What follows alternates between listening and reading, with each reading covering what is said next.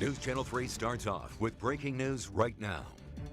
Just hours after a deadly hit and run killed 5 bicyclists in Kalamazoo County and injured 4 others. We're learning more about who these victims are and how the survivors are doing right now. And News Channel 3's Lauren Springer is live right now from Borges Hospital, where she was just updated. Lauren. Well, Marcy Kirk, hearts heavy all across Kalamazoo today, including right here at Borges Hospital. The flag here is actually flying at half-mast in honor of those 9 victims. Of course, 5 were killed. The prosecutor is expected to release the list of those 5 victims' names any moment now. He tells us he does want to make sure that all of the family is notified before those names are publicly released. We have learned that Debbie Bradley of Richland was one of those victims killed last night. She and her husband own a drugstore in town. Suzanne Sipple, another one of those 5 victims killed. She worked at W.K. Kellogg Biological Station in Hickory Corners. And from interactions on Facebook, you can see that Debbie and Suzanne, they were close friends. They enjoyed riding their bikes together. As for the survivors, the 4 survivors, we know 2 are in serious condition right now at Bronson Hospital. 1 in stable condition here at Borges, another in critical condition. We did just get an update from a doctor. He tells us it's 1 hour at a time, 1 minute at a time, waiting for progress on each of the 2 patients that they have here. And he says right now what everyone really needs is support from one another. Everyone suffers. It's the victim, the families, the associates, the physicians that are caring for that individual, for those individuals. Everyone suffers, and therefore everyone needs some support at some point along the journey. Everyone really feeling the impact from this hit and run last night. Once again, 2 victims here at Borges Hospital, 1 in stable condition, another in critical, 2 listed in serious condition at Bronson Hospital. And we are waiting on a list of the names of the 5 killed from the prosecutor. It is expected to be released any minute now. We, of course, will keep you updated throughout the day. For now, we're live in Kalamazoo. Lauren Springer, News Channel 3. Lauren, thank you. Kalamazoo Strong is accepting donations for the victims' families, just as they did for the victims of the Kalamazoo shooting spree. If you'd like to donate, we have a link on our website, WWMT.com. Our live team coverage continues right now with the latest on the investigation. News Channel 3's Walter Smith-Randolph is live at McDonald's Towing in Kalamazoo, where MSP is on the scene. Walter, what can you see? What can you tell us right now?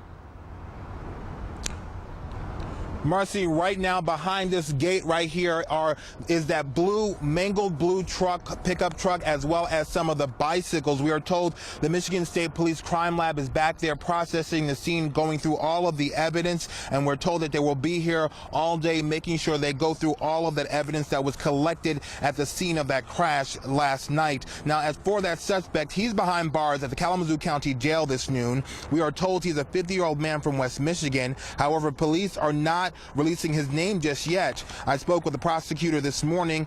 He says we will learn the man's identity tomorrow once he's arraigned. We expect to also learn what charges he may face. The prosecutor told us the man was arrested near the scene of the crash. Around 6 o'clock last night, the suspect was driving a blue pickup truck when he mowed down 9 bicyclists from behind. 5 of those bicyclists were pronounced dead on scene, while 4 others were transported to local hospitals. The prosecutor tells me they are processing the crime scene and evidence, and it's important to not jump to any conclusions this early on in the investigation. People were saying that he may have been drunk. Is any new information on that? There's obviously people jumping to that conclusion based upon the reports of erratic driving that came in those 911 calls, and obviously you want to have some explanation for how this could have happened. Evidence was gathered by the police that will be analyzed by the Michigan State Police in Lansing.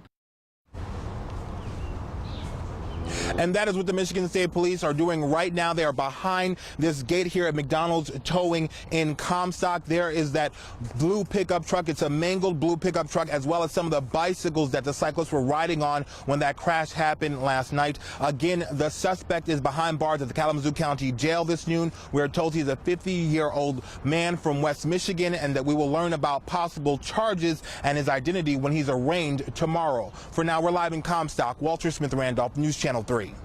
Governor Rick Snyder is offering his condolences to the victims and their families. He said in a statement this morning, quote, State police were called to assist in this investigation and will continue to provide all the resources they can to help determine what exactly happened last night. What we already know for certain is that Michiganders as a family are in mourning today as Kalamazoo struggles to understand another senseless tragedy. We also have reaction this noon from State Senator Margaret O'Brien. This crash happening in her district. She writes, quote, "No explanation can bring back the lives of the 5 people killed. As we learn more about the victims, it is important we again rally together and support those impacted. We are Kalamazoo strong. I continue to pray for all the victims and their families." Kalamazoo has a large biking community, and it is reeling today. Check out this sign now posted outside Zoo City Cycle and Sport on Westnedge. A simple but powerful message offering thoughts and prayers. News Channel 3's Nikki Zazaza live on the trails in Kalamazoo with how the biking community is reacting and hoping this tragedy will raise awareness. Nikki. Kirk, cyclists and advocates who I spoke to say they want drivers to be more responsible on the road and that there must be a mutual respect. And they say this tragedy serves as a wake-up call. The cycling community is calling for action and support after Tuesday's crash on North Westnedge near G Avenue. The crash prompting bike clubs across West Michigan to renew their push for bike safety after 5 riders were killed when an erratic driver mowed a group of riders. Advocates saying accidents like this are a real fear whenever riders are out on the road and say they demand more awareness and further education for all motorists. A member of a local bike club, Team Taylor, says this tragedy hits close to home, especially in a biker-friendly community like Kalamazoo, and say the bicycling community is devastated. We try to ride in areas that are less populated, rural country roads for this very reason. Cars are unavoidable. A lot of us, have had our fair share of close calls with vehicles before, but it's very real to us. And there are members of Team Taylor that have been touched by this tragedy.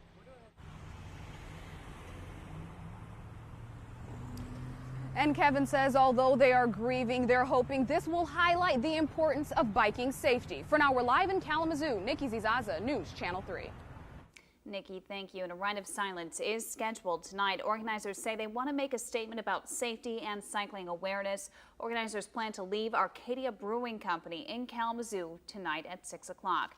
The Kalamazoo Bicycle Club issued a statement saying, quote, "Our thoughts and prayers are with the families and friends impacted by this entirely preventable tragedy. In the next few days, as we learn more information, we will make a more extensive statement." Happening right now, a bomb squad's investigating suspicious gas cans in Battle Creek. Bomb squad officials say someone tried to make an explosive similar to a Molotov cocktail, only bigger. Right now, they're looking for a suspect who could face home terrorism charges. These are some images you're looking at from the scene. Battle Creek police got a call from Consumers Energy this morning. Officials reported seeing suspicious canisters on their property, located near the intersection of Elm Street and East Michigan Avenue. Authorities have roped off this area, and a police robot has removed 2 red gas canisters. Stay with News Channel 3. We have a crew at this scene right now. We'll bring you new information as soon as it becomes available. Let's take a look over Kalamazoo on a sunny afternoon. We are warming up, but meteorologist Jeff Porter has when clouds could be moving in. Jeff. All right, Kirk, thank you. That live on Kalamazoo Gorgeous. Let's set the scene for your evening drive. Your evening drive, Fastcast, 68 degrees, 3 p.m. and 6 p.m. under mostly sunny skies. Okay, take you to Holland. This is perfect, 2 to 4 footers. The forecast for the afternoon, I think there was a clipper in there, huh? All right, numbers look like this. 61 Kalamazoo, 59 Holland. Tomorrow we're talking about thunderstorms, just a few frames of hour by hour from 7 a.m. through 11 a.m. Gusty winds and hail are possible more than once. Marcy will tell you when. That's coming up in about 10 minutes. Multiple people in 2 stolen cars crashed into 3 homes in Kalamazoo. That's according to police, who say it happened at Burdick and Prouty around 5:30 this morning. Now, police tell us everyone in both of the cars ran off. There's no word on just how many. Officers believe they were speeding before one car crashed into the homes and the other into a fence. One car caught fire, but the flames were put out before police arrived. A driver dies after he's pulled from a pond in Holland Township. It's an update to a story we first brought you last night. Holland Hospital says 51-year-old Jeffrey Atkins died early this morning. He was pulled from a pond in Holland Township yesterday in his partially submerged vehicle after being there for 40 minutes. Witnesses tried to free the driver before the car sank, but they couldn't get him out. Rescuers say they had to pull the truck out of the water before they could free him. A historic primary campaign as Hillary Clinton becomes the presumptive Democratic nominee. But Bernie Sanders promising to keep fighting all the way to the convention. What's next as he plans to meet with President Obama. And the box office opens early, passing out tickets for Muhammad Ali's funeral. And they don't last long. How many are flooding into Louisville to pay respects to the greatest?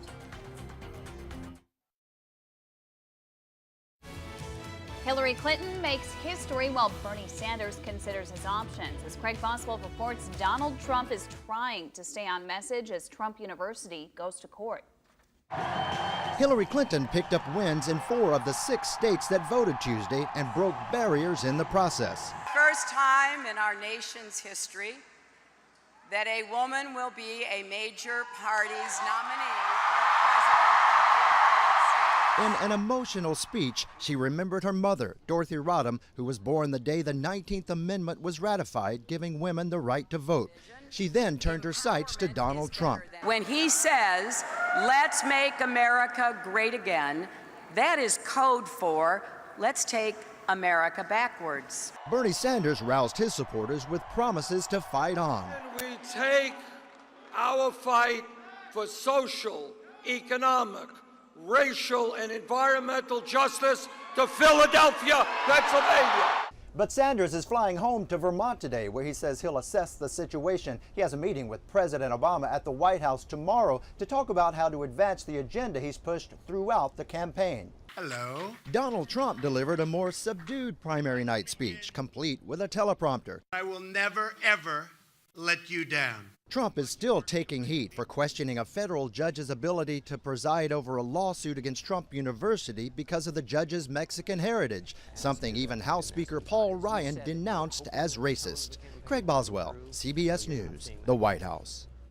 The Trump University hearings are scheduled to take place in July during the Republican National Convention. For continuing coverage of Vote 2016, head to WWMT.com.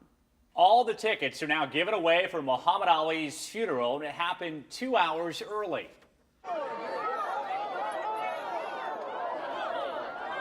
Fans were lined up early this morning in Louisville, hoping to get tickets for the public memorial service on Friday. Box office was supposed to open at 8 a.m., but the ticket giveaway started 2 hours early because there was so much demand. By 9:30, local reports say all 15,000 tickets were handed out. Hotels in Louisville are nearing capacity. Kirk, thank you. 12:16 of the clock. All right, remainder of the day looking great. Tomorrow, thunderstorms, confidence about 50%, primarily in the afternoon. We'll be in and out of storms on Friday, the 84 Friday, coming with a fair amount of humidity. Latest sweeps, live Doppler radar, really looking nice. Let's roll you over toward tomorrow's risk for gusty winds and hail. About a 5% risk here, gusty winds and hail, and that's not our only one. We'll take you into Friday now. Friday's risk for gusty winds and hail, another 5% opportunity encompassing the entire lower peninsula. So our intent here is to track when you'll see rain, when you'll see storms. Out the door tomorrow morning, we have sunshine, middle and upper 40s, so another cold beginning.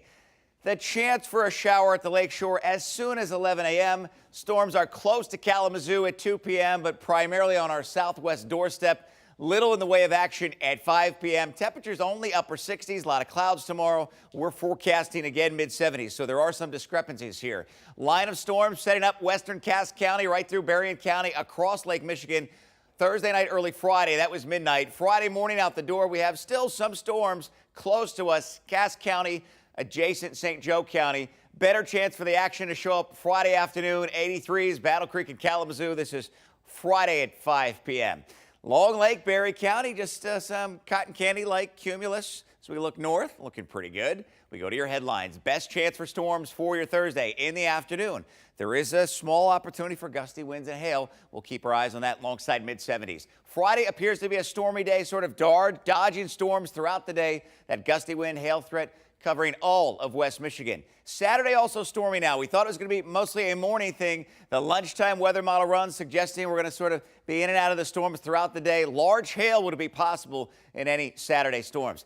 Hey, we want to enjoy some sunshine right now. We've got a lot of it, and South Haven looking nice. A lot of wind at the lakeshore here. That will help create 2 to 4 foot waves. You notice all the flags, American flags blowing from, well, right to left on your screen. Winds again coming from the northwest. We have that northwest wind in Kalamazoo at the airport, 13 miles per hour, 63 degrees in Kalamazoo. As far as your temperatures, your midday temperatures already 64, Three Rivers, 59 in Holland, a little bit cooler thanks to those aforementioned winds. Okay, let's put everything together. Here's your forecast. Keep your shades close by for your evening drive. You will need them. Winds northwest 15 to 20 miles per hour. You know, the average high is about 80 degrees this time of year. 46 tonight.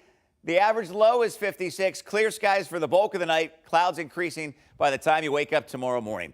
Here's your 7-day forecast thanks to Old National Bank. 50% chance of storms Friday and Saturday. Terrific humidity on Saturday, so it'll feel like about 90. Second part of your weekend, back to work Monday. Not a back to school Monday anymore for some kids anyway. That's good news. Yeah. Depending on who you are, the kid or the parent, I guess. Feel a little different between now and Saturday from today. I mean, what a change that will be. 20 degrees, yeah, no doubt. Welcome change. Jeff, thank you. Well, we're staying on top of breaking news. We're beginning to learn the names of the bicyclists killed in last night's tragedy. We'll take you back out to Borges Hospital for another update. We're beginning to learn some of the names of the victims in the Kalamazoo County biking tragedy. We're told they're friends who love to go for a ride. And News Channel 3's Lauren Springer is live at Borges Hospital. Lauren. Well, Marcy Kirk, details from last night's tragic hit-and-run crash coming in very slowly. We are, as you mentioned, starting to learn some of the names of the 5 killed last night. We do know that 2 women, Debbie Bradley of Richland and Suzanne Sipple of Augusta, were 2 of those 5 victims. Right now, the prosecutor tells us they are working to notify all of the families involved. He is expected to release the names of the 5 killed shortly. We do know 4 other victims in the hospital, 2 in serious condition at Bronson Hospital, 1 in stable condition here at Borges, and another in critical condition. Of course, stay with us on social media throughout the day, as well as our website, WWMT.com, and we'll have live coverage starting tonight at 5 o'clock. For now, we're live in Kalamazoo. Lauren Springer, News Channel 3.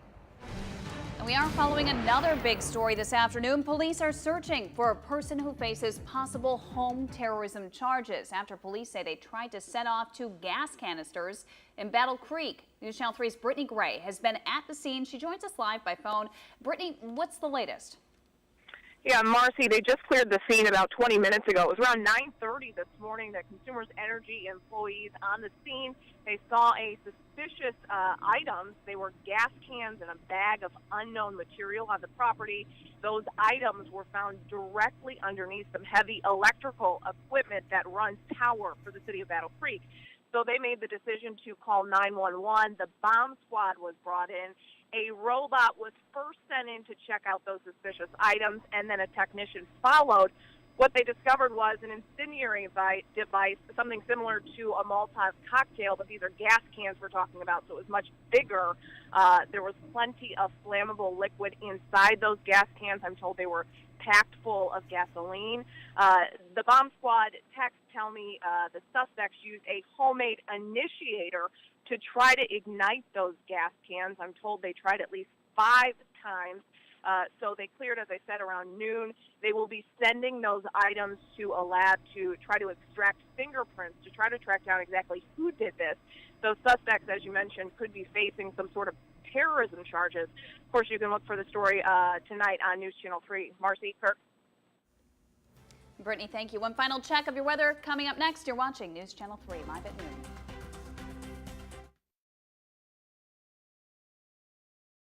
Joining us now is Lori Moore. With a look at what's coming up today at 4 on the CW7. Local bicycling team Team Taylor reacts to last night's tragedy and tells us how the bicycling community will add to the $1.6 million they've already raised for Make-A-Wish Michigan. Today at 4 on your CW7. Lori, thank you very much. We'll see you then. All right, final look at some sunshine, and we've got it all the way through your evening drive. 68 degrees, some version of upper 50s to 60s at the lakeshore. 46 tonight. Chance for thunderstorms tomorrow, primarily in the afternoon, 74. Chief Meteorologist Keith Thompson. Another look at your forecast, his regular time slot of 5 p.m. Last high in the 60s, maybe for a long. No, I'm not Let's going to go hope there. so. You never know with Michigan, though. You're always trying to pin them down on I these know. things. I shouldn't do that. You can't make those promises. Very good, man. Thank you, Marcy. Well, thanks for joining us live at noon on this Wednesday afternoon. And remember, you can always stay connected for the very latest at WWMT.com. You could be my agent, you know. Oh. I would appreciate that. I'll take that fee. All right, Battle Creek Sunshine. We'll take you there right now.